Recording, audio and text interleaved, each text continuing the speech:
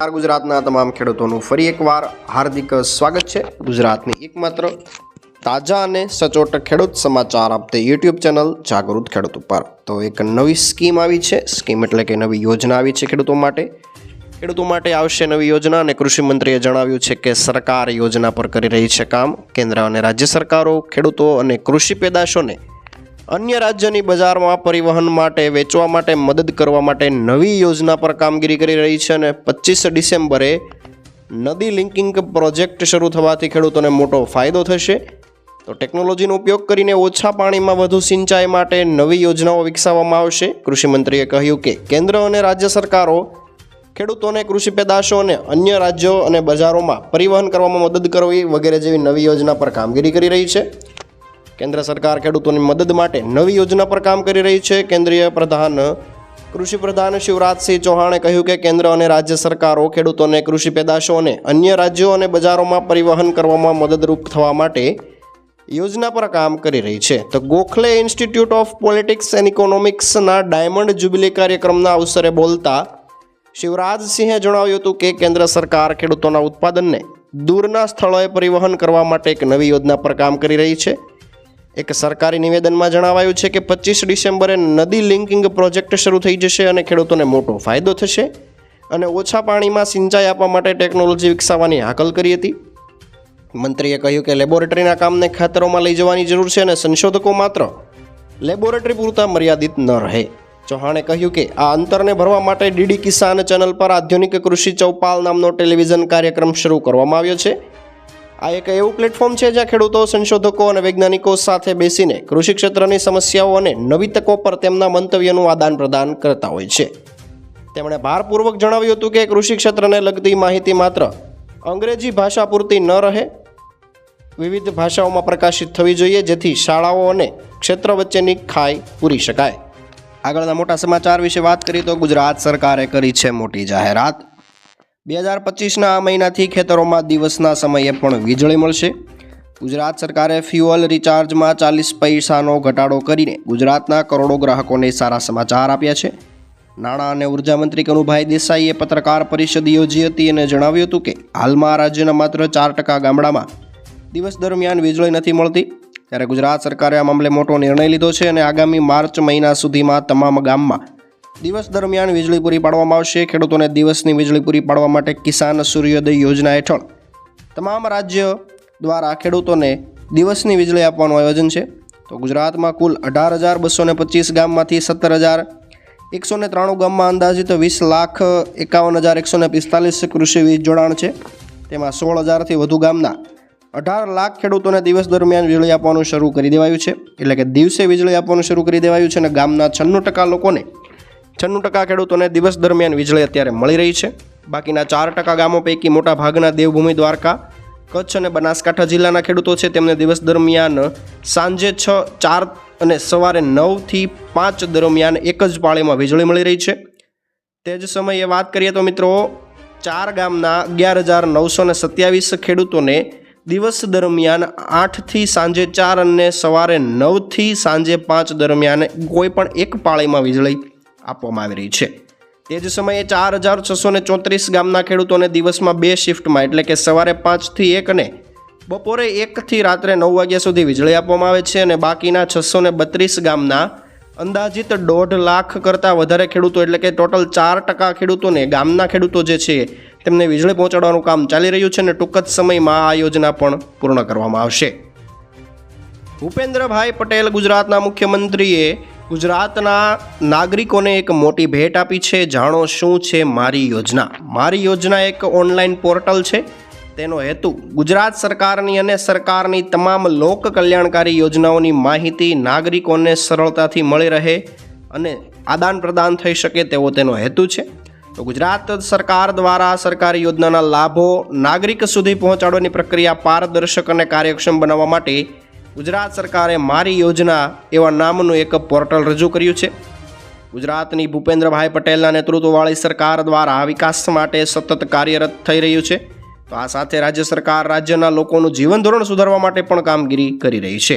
તો આ માટે રાજ્ય સરકાર ઘણી બધી યોજના ચલાવે છે અને પ્રતિબદ્ધતાને આગળ ધપાવીને સીએમ ભૂપેન્દ્ર પટેલે મારી યોજના પોર્ટલ લોન્ચ કર્યું છે અને પોર્ટલ પર રાજ્યના લોકોને 680થી વધુ સરકારી યોજનાઓની વિસ્તૃત માહિતી મળશે.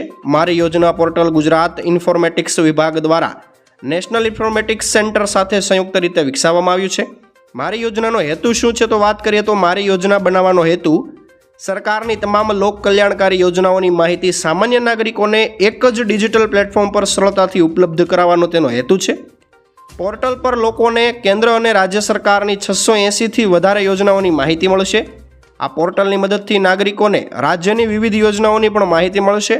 ઉપરાંત લોકો આ દૃશ્યમાન યોજનાનો લાભ પારદર્શક અને સરળતાથી મેળવી શકે તેવી સરકારની યોજના છે અને સુશાસન મજબૂત થશે. મારી યોજના પોર્ટલ એ સરકારી પ્રક્રિયાઓને વધુ સમાવિષ્ટ, પારદર્શક અને કાર્યક્ષમ બનાવવાની દિશામાં એક પહેલ બનાવી રહ્યું છે. ઓનલાઈન પોર્ટલ દ્વારા સરકારી યોજનાઓનો લાભ નાગરિક સુધી પહોંચાડવાની પ્રક્રિયા સરળ અને પારદર્શક બનશે, જે સરકાર અને નાગરિકો વચ્ચે વિશ્વાસ પેદા કરીને સુશાસનને મજબૂત બનાવશે. મારી યોજના પોર્ટલના લાભો. આ પોર્ટલ દ્વારા સરકારી યોજનાઓ સંબંધિત માહિતી તમે સરળતાથી મેળવી શકો છો. પોર્ટલ દ્વારા સરકારી યોજનાઓનો લાભ મેળવવા માટેની અરજી પ્રક્રિયા સરળ બનશે અને કોઈ પણ કચેરી, સમય અને અંતરની ઝંઝટ વિના ઘર ડિજિટલ સશક્તિકરણ દ્વારા સરકાર અને નાગરિકો વચ્ચે એક સેતુ બનાવવામાં આવશે, જે નાગરિકો માટે અલગ પ્રકારની સુવિધા ઊભી કરશે. આજથી 3 દિવસ આટલા વિસ્તારમાં કમોસમી વરસાદ પડશે. જાણો હવામાન વિભાગ અને અંબાલાલ પટેલની આગાહી. વાત કરીએ તો બંગાળની ખાડી તરફથી આવતા ભેજવાળા પવન વેસ્ટર્ન ડિસ્ટર્બન્સને કારણે રાજ્યના કેટલાક વિસ્તારમાં બીજા દિવસે પણ વાદળછાયું વાતાવરણ યથાવત હતું. તો હવામાન વિભાગ દ્વારા આગામી 26, 27 અને 28 ડિસેમ્બરના રોજ 30થી 40 કિલોમીટરની ગતિએ પવન સાથે અનેક જિલ્લામાં હળવાથી ભારે વરસાદની આગાહી કરવામાં આવી છે અને સાથે જ તાપમાનમાં વધારાની પણ આગાહી કરવામાં આવી છે. તો હવામાન વિભાગના મોસમ વૈજ્ઞાનિક રામાશ્રય યાદવે મંગળવારે ગુજરાતના હવામાન વિશે આગાહી કરી હતી અને જણાવ્યું હતું કે ગુજરાતમાં હવામાન શુષ્ક રહેશે. ત્યારબાદ સૌરાષ્ટ્ર સહિત આખા ગુજરાતમાં છૂટોછવાયા સ્થળ પર ગાજવીજ સાથે હળવોથી મધ્યમ વરસાદ થવાની આગાહી છે. તાપમાનની વાત કરીએ તો 2-4 ડિગ્રી તાપમાન વધવાની આગાહી છે. લઘુત્તમ તાપમાનની વાત કરીએ તો અમદાવાદમાં લઘુત્તમ 13 ડિગ્રી તાપમાન હતું, ગાંધીનગરમાં 11 ડિગ્રી તાપમાન થવાની આગાહી છે અને ઉત્તરથી ઉત્તર પશ્ચિમની હવાઓ ફૂંકાશે. તેના કારણે 24 કલાક સુધી તાપમાનમાં કોઈ પણ જાતનો ફેરફાર નહીં આવે. આગળ વાત કરીએ તો હવામાન વિભાગની આગાહી પ્રમાણે 27 ડિસેમ્બરે કચ્છ, ઉત્તર ગુજરાત અને દક્ષિણ ગુજરાત સહિતના વિસ્તારમાં વરસાદ આવવાની આગાહી છે. 27 ડિસેમ્બરે કચ્છ, બનાસકાંઠા, સાબરકાંઠા, અરવલ્લી, મહીસાગર, દાહોદ, પંચમહાલ, છોટાઉદેપુર, નર્મદા, વડોદરા, દાહોદ, તાપી, ડાંગ, નવસારી, સુરત અને વલસાડ જિલ્લામાં. સૌરાષ્ટ્રની વાત કરીએ તો ગીર સોમનાથ, અમરેલી અને ભાવનગર જિલ્લામાં છૂટાછવાયા સ્થળોએ ગાજવીજ સાથે હળવા વરસાદની આગાહી છે અને આ જિલ્લામાં યલો એલર્ટ આપવામાં આવ્યો છે. જ્યારે 28 ડિસેમ્બરે વરસાદનું જોર ઓછું થશે તેવું લાગી રહ્યું છે. 28 ડિસેમ્બરે તાપી, ડાંગ, નવસારી, વલસાડ તથા સૌરાષ્ટ્રના ગીર સોમનાથ, અમરેલી જિલ્લામાં છૂટાછવાયા સ્થળોએ વરસાદ આવવાની શક્યતા છે. આ ઉપરાંત અન્ય કોઈ જિલ્લામાં કોઈ પણ પ્રકારનું એલર્ટ આપવામાં નથી આવ્યું. આના કારણે 26મી તારીખે એટલે કે ગુરુવારે કચ્છ, બનાસકાંઠા, સાબરકાંઠા, અરવલ્લી, મહીસાગર, દાહોદ, પંચમહાલ, છોટાઉદેપુર, નર્મદા, તાપી, ડાંગ, નવસારી અને દક્ષિણ ગુજરાત, સૌરાષ્ટ્રના તમામ જગ્યાઓએ છૂટાછવાયા સ્થળોએ ગાજવીજ સાથે હળવા વરસાદની આગાહી છે.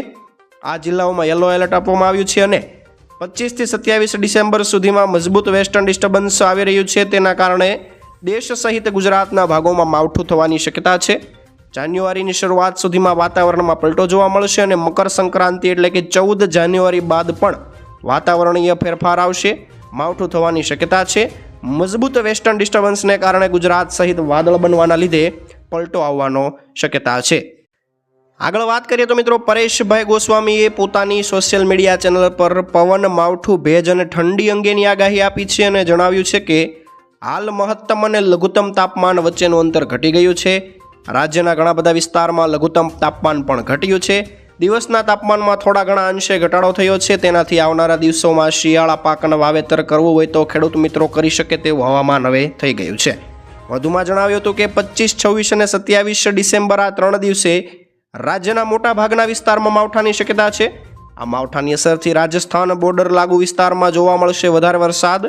વાવ, થરાદ, ધાનેરા, ઈડર, વડાલી, અમીરગઢ અને ઇકબાલગઢમાં માવઠાની તીવ્રતા વધારે રહેશે. સાથે જ સાબરકાંઠા, બનાસકાંઠા, પાટણ, મહેસાણાની અંદર 3 દિવસ સુધી વરસાદની શક્યતા રહેલી છે. અરવલ્લીમાં હળવા અને સામાન્ય ઝાપટા પડશે અને અમુક સેન્ટરમાં મધ્યમથી ભારે ઝાપટા પડશે.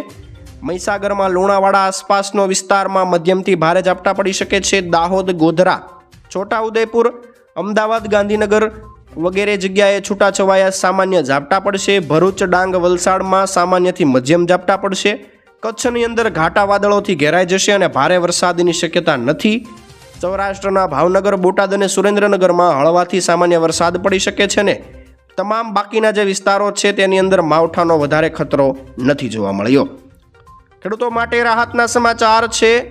ન્યૂનતમ ટેકાના ભાવે હવે કપાસની ખરીદી શરૂ થશે. ભારતીય કપાસ લિમિટેડ એટલે કે કોટન કોર્પોરેશન લિમિટેડ ઇન્ડિયા દ્વારા રાજ્યના કપાસ ઉગાડતા ખેડૂતો માટે રાહતના સમાચાર આવ્યા છે. તો કપાસની ચાલુ સિઝનમાં ખેડૂતોને ન્યાય મળે તે માટે સરકાર દ્વારા નક્કી કરાયેલા ન્યૂનતમ ટેકાના ભાવે કપાસની ખરીદી શરૂ કરવામાં આવી છે અને આ નિર્ણયથી રાજ્યના હજારો ખેડૂતોને રાહત મળશે. અમદાવાદની શાખામાં 30 ખરીદ કેન્દ્રો શરૂ થઈ ગયા છે. ખેડૂતોને સુવિધા માટે અમદાવાદની શાખા હેઠળ આવતા 11 જિલ્લામાં કુલ 30 ખરીદ કેન્દ્રો શરૂ કરવામાં આવ્યા છે અને કોટ એલી એપ્લિકેશન દ્વારા એક મોબાઈલ એપ્લિકેશન છે, તેનું નામ છે કોટ એલી મોબાઈલ એપ્લિકેશન દ્વારા તમામ પ્રકારની ખરીદી અંગેની માહિતી ખેડૂતોને મળવાની છે. એપ્લિકેશન દ્વારા ખેડૂતો નજીકના ખરીદ કેન્દ્રની વિગત, ખરીદીની પ્રક્રિયા અને અન્ય જરૂરી માહિતી મેળવી શકે છે. કપાસની ગુણવત્તા વિશે વાત કરીએ તો ગુણવત્તા જાળવવા માટે ભેજનું પ્રમાણ મહત્વનું છે. ભારતીય કપાસ નિગમ લિમિટેડે ખેડૂતોને સુકાયેલો કપાસ લાવવાની અપીલ કરી છે અને જો કપાસમાં ભેજનું પ્રમાણ 8%થી વધુ હોય તો ન્યૂનતમ ટેકાના ભાવે મળતી રકમમાંથી પૈસા બાદ કરવામાં આવશે. ભેજનું પ્રમાણ 12%થી વધુ હોય તો કપાસ નહીં ખરીદવામાં આવે અને યોજનાથી કપાસ ખેડૂતોને તેમની મહેનતનું યોગ્ય મૂલ્ય મળશે. ખેડૂતોને આ અંગે વધુ માહિતી મેળવવી હોય તો CCI એટલે કે કોટન કોર્પોરેશન ઇન્ડિયાની અમદાવાદની શાખાનો સંપર્ક કરવાનો રહેશે. મહત્વની યોજના આવી ગઈ છે PM સ્વનિધિ યોજના અને કોઈ પણ ગેરંટી વગર મેળવી શકો છો 80,000 રૂપિયા સુધીની લોન. સંપૂર્ણ માહિતી આપણે વિડીયોમાં જોઈશું. કઈ રીતે તમે લોનનો લાભ મેળવશો, કોણ કોણ અરજી કરી શકે છે, વિડીયોને અંત સુધી નિહાળજો મિત્રો.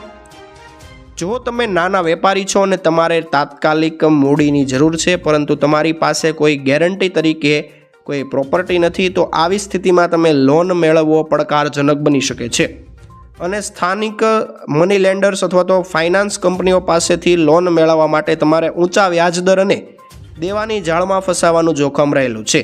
તો આવી સ્થિતિમાં ભારત સરકારની એક વિશેષ લોન યોજના તમારા માટે મદદરૂપ થઈ શકે છે. યોજના હેઠળ તમારે ગેરંટી તરીકે કંઈ પણ આપવાની જરૂર નથી. તમે ફક્ત તમારું આધાર કાર્ડ બનાવીને આધાર કાર્ડ પ્રૂફ તરીકે મૂકીને 80,000 રૂપિયા સુધીની ત્વરિત લોન મેળવી શકો છો અને કોઈ પણ ગેરંટી વગર તમને માત્ર આધાર કાર્ડના બેઝ ઉપર 80,000 રૂપિયાની લોન મળશે. તેને ચૂકવવા માટે સરળ અને ઓછા વ્યાજ દરના હપ્તાની જોગવાઈ કરવામાં આવી છે. ખાસ કરીને એવા બિઝનેસમેન કે જેઓ પહેલીવાર પોતાનો ધંધો શરૂ કરવા જઈ રહ્યા છે તેમના માટે આ સ્કીમ ખૂબ જ ફાયદાકારક છે. યોજના રસ્તાની બાજુમાં દુકાનો સ્થાપતા વેપારીઓની કાર્યકારી મૂડી જાળવી રાખવાના હેતુથી તૈયાર કરવામાં આવી છે અને યોજનાનું નામ છે પ્રધાનમંત્રી સ્વનિધિ યોજના. યોજના હેઠળ અરજી કરવા માટે તમારે ઓનલાઈન પ્લેટફોર્મ દ્વારા કાર્યકારી મૂડી માટે શરૂઆતમાં 10,000 રૂપિયા મળશે. 10,000 રૂપિયાની રકમ તમે ચૂકવી દેશો ત્યારબાદ તમને 20,000 રૂપિયા મળશે. ત્યારબાદ 20,000 રૂપિયાનો હપ્તો પરત આપ્યા બાદ 50,000 રૂપિયાનો ત્રીજો અને અંતિમ હપ્તો મળશે. એટલે કે દરેક હપ્તા તમારા ખાતામાં જમા થાય છે અને ત્યારબાદ તેનો સમય આવે ત્યારે તમારે હપ્તા ચૂકવી દેવા પડશે. હપ્તા ચૂકવ્યા બાદ જ નવો હપ્તો તમારા ખાતામાં જમા થશે. પ્રધાનમંત્રી સ્વનિધિ યોજના હેઠળ 7%ના વ્યાજ દરે સબસિડી સહાય સ્વરૂપે આપવામાં આવે છે. આ સિવાય ડિજિટલ ટ્રાન્ઝેક્શનને પ્રોત્સાહન આપવા માટે દર વર્ષે 1,200 રૂપિયાનું કેશબેક પણ આપવામાં આવે છે. યોજનાનો લાભ શહેરી સંસ્થાઓ દ્વારા મેળવવામાં આવી રહ્યો છે અને અરજી પ્રક્રિયા પણ ત્યાં તમારે પૂર્ણ કરવાની હોય છે. રાજકોટ APMC વેજીટેબલ પ્રાઇસ એટલે કે રાજકોટ માર્કેટ યાર્ડમાં શિયાળુ શાકભાજીના ભાવમાં થયો છે મોટો ફેરફાર.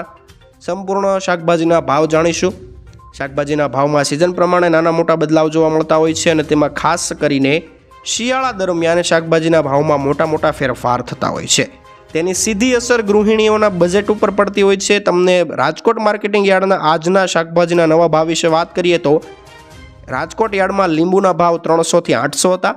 બટાટાનો ભાવ 500 થી 650, સૂકી ડુંગળીનો ભાવ 95 થી 350, મૂળાનો ભાવ 250 થી 400 રૂપિયા, ફ્લાવરનો ભાવ 160 થી 200 રૂપિયા, ભીંડાનો ભાવ 600 થી 900, ગુવારનો ભાવ 1000થી લઈને 1600 રૂપિયા, સરગવાનો ભાવ 4000થી લઈને 2000 રૂપિયા, પરવળનો ભાવ 1000થી 1400 રૂપિયા, કાકડીનો ભાવ 800થી લઈને 1200 રૂપિયા, વાલનો ભાવ 600થી લઈને 800 રૂપિયા અને લીલી હળદરનો ભાવ 700થી લઈને 800 રૂપિયા જોવા મળ્યો હતો।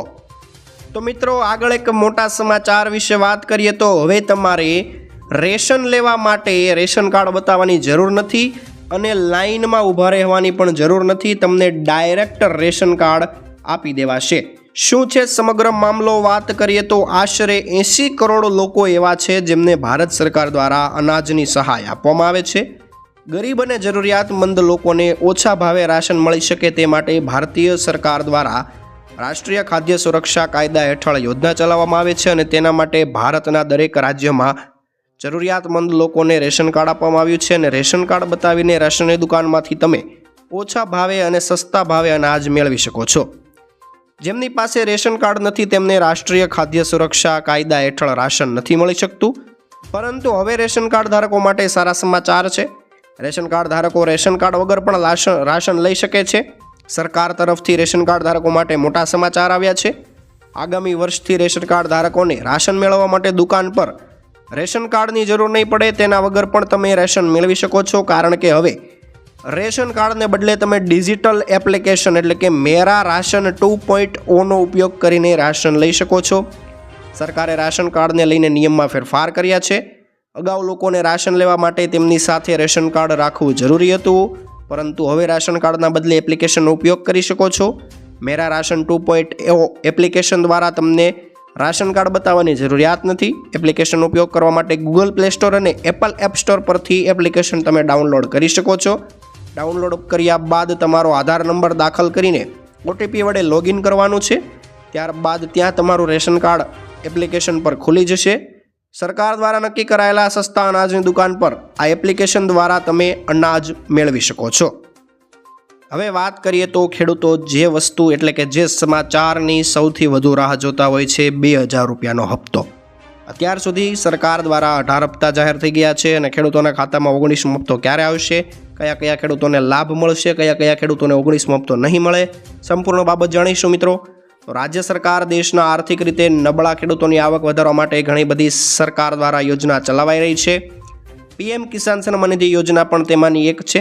યોજના ભારત સરકાર દ્વારા વર્ષ 2019માં શરૂ થઈ હતી।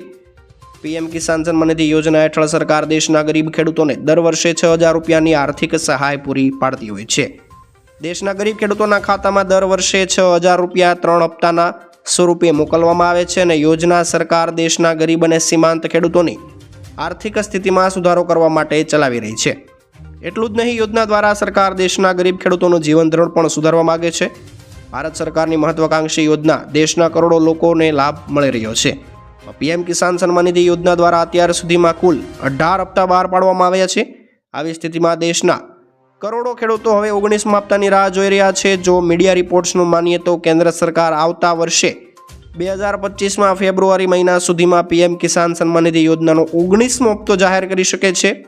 જો કે સરકારે આ માટે 19મા હપ્તાના નાણાં ક્યારે આપવામાં આવશે તેના માટે કોઈ પણ જાતની સત્તાવાર જાહેરાત નથી કરી, માત્ર સૂત્રો દ્વારા આ માહિતી આપવામાં આવી રહી છે કે 2025ના ફેબ્રુઆરી મહિના પહેલાં હપ્તો જાહેર થઈ શકે છે।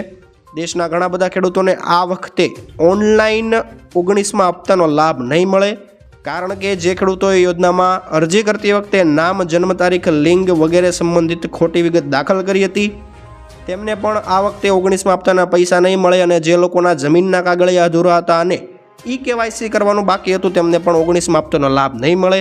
લાભ મેળવવા માટે તમારે મહત્વપૂર્ણ કાર્ય શક્ય તેટલી વહેલી તકે પૂર્ણ કરી દેવું પડે।